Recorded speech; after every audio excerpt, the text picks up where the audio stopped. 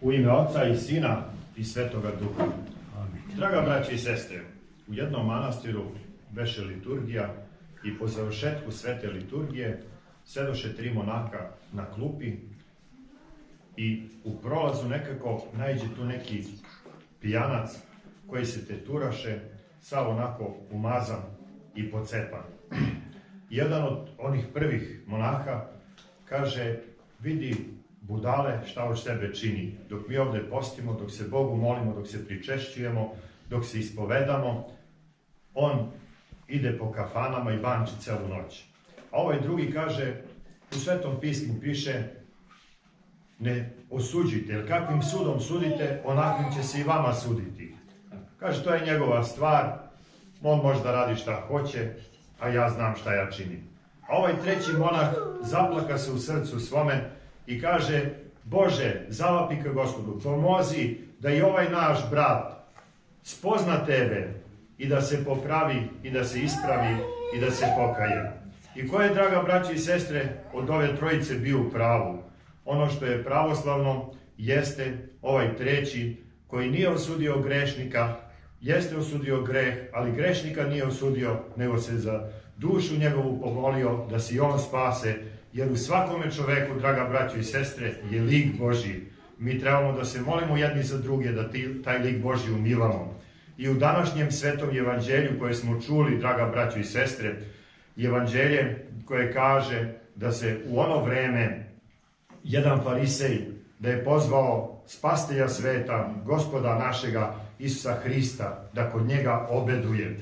A kad on dođe u dom njegov, dođe neka žena, grešnica, dođe sa sudom od alavastara, sa skupocenim mirom, i uze ono miro, pade na njegove noge i plakaše puno i suzama svojim otiraše od njegovih nogu ono što je bilo.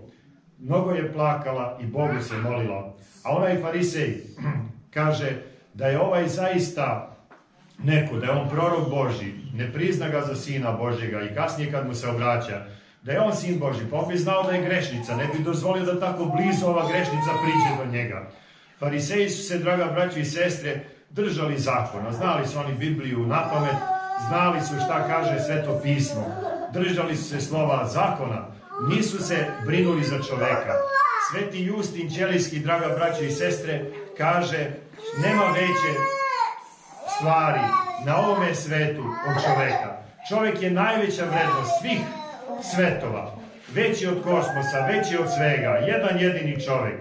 I koliko se samo Gospod, draga braćo i sestre, raduje za svakoga pokajanoga grešnika, za svakog ko se njemu obrati. I Gospod se obradovao ovoj grešnici, jer je njeno pokajanje toliko bilo da, kao što ovaj miris mirisao, tako je njena duša zamirisala od onoga pokajanja, draga braćo i sestre. Ali ovaj farisej nije se brinuo za čoveka, nije se brinuo za ovu pokajanu grešnicu, nego se brinuo za slovo zakona koje se nije doticalo čoveka.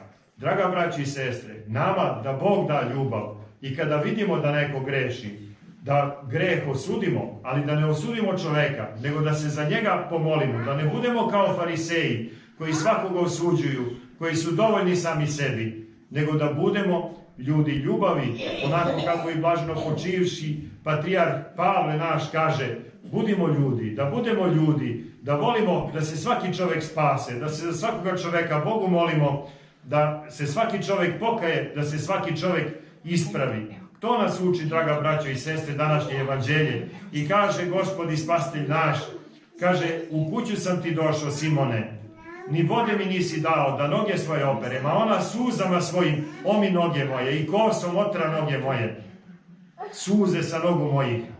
Ni ulje mi nisi dao glavu da pomažem.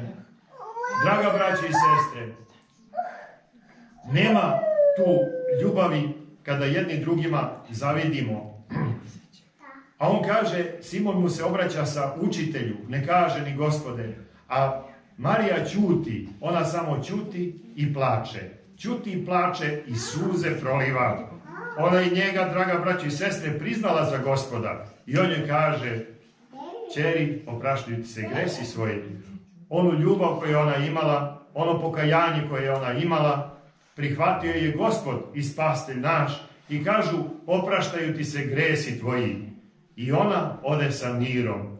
U jednom drugome mestu, kad je spastelj sveta pitao, ko sam ja? Petar kaže, ti si Hristo, sin Boga živoga. I on se kaže, tebi ću dati ključeve od raja. Šta su to ključevi od raja, draga braćo i sestre? Ključevi od raja, to je ništa drugo nego naše pokajanje. Naše pokajanje ima ogromnu energiju. Pokajanje je jedna pokretačka sila, pokretačka energija. Pokajanje nije da mi padnemo u očajanje spoznavši da smo grešni, nego je pokajanje jedna sila koja nas tera da Boga slavimo, da svaki tren svoga života Gospoda proslavljamo. To je pokajanje, da ono što je bilo loše u nama umre, a da se rodi Hristos u srcima našim i onda svetli i svima da budemo svetost i kada izađemo iz ovoga svetoga hrama, da svetlimo drugima i da primjer drugima pokažemo, da budemo apostoli ljubavi Hristove, da prenosimo tu ljubav Hristovu koju je On imao i tu veru koju nas je On učio. Kaže, idi ženo, i On je otpusti da više ne greši. I današnja sveta velikomučenica Marina, velika svetiteljka, oci su je bili bezbožni, nije imala ona od koga da čuje o Hristu Gospodu. I kada u 12. svojoj godini ču za spastelja sveta, koje je sve čuda činio, šta je sve činio, da je na krstu postradao za nas, da bi se nama opraštali gresi. Kada je vidjela kolika je ljubav Gospodnja, ona pođe za Hristom i krsti se. I ne samo da se krsti, nego da poželi i da život svoj za Hrista podari. A otac njen kad sazna, on se veoma rastrdi na ćerku svoju i odreče se je i ne priznaje za ćerku više zato što je za Hristom pošla.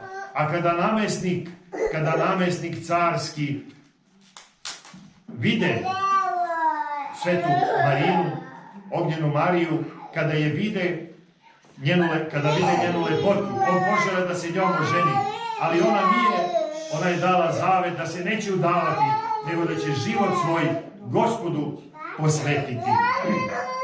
I on je baci na teške muke i onako sva krvava staviše je u ćeliju i Bogu se moljaše i jednog trenutka nestadoše zidovi oko nje i ona ugleda jedan veliki sjajni krst, a na krstu jedna golubica.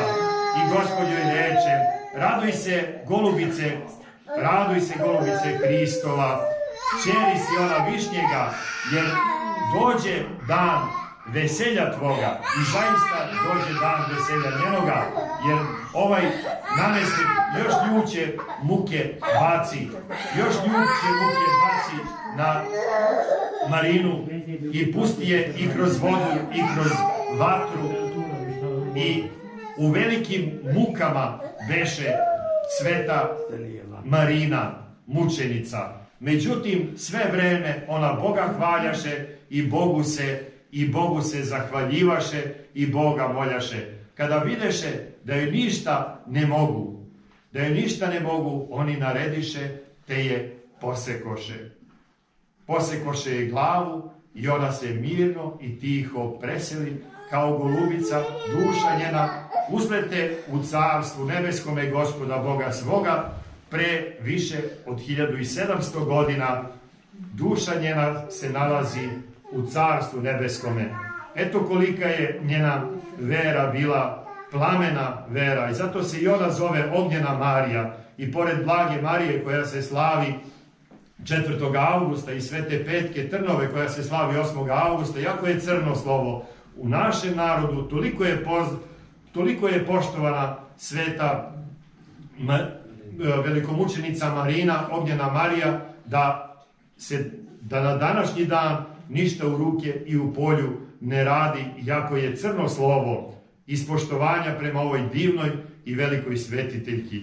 Neka bi, draga braćo i sestre, i nama Bog dao takvu ljubav, takav plamen ljubavi kao što je u srcu svome razgorela Ognjena Marija, da jedni druge ljubimo, da ljubimo prvo Gospoda, pa onda da ljubimo jedni druge, da brat brata svoga voli, da sestra sestru svoju voli, da se uvek Gospoda držimo. Ja sam, draga braći i sestre, blagodaran Gospodu i blagodaran sam i ocu Aleksi što eto me i udostojio da ovoj svetoj službi načalstvujem. U ovome hramu sam bio i davno kao veroučitelj i u ovome hramu, zahvaljujući ocu Aleksi, upoznao sam i oca Mojsija, proigumana Hilandara, koji je u ovom istome oltaru ovde stojao i tiho u tišini molitve Bogu uznosio. I jednu veliku pouku sam od njega tada naučio. Mi smo, draga braći i sestre, pobožni i neko od nas voli da stoji više na molitvi, neko ne može puno da stoji. A onu pouku koju bih hteo sa vama da podelim jeste da kada je porodica zajedno, naročito kada u porodici mala deca imaju, dovoljno je da se stane porodica zajedno pred ikonom i da zajednički pročitaju neku molitvu, makar to bilo Oče naš, Bogorodice Djevo ili neka kratka molitva, jer porodica je, draga braćo i sestre, mala crkva. Kada mala crkva stane pred Gospodom, mnogo je to velika stvar. I sveti naš vladika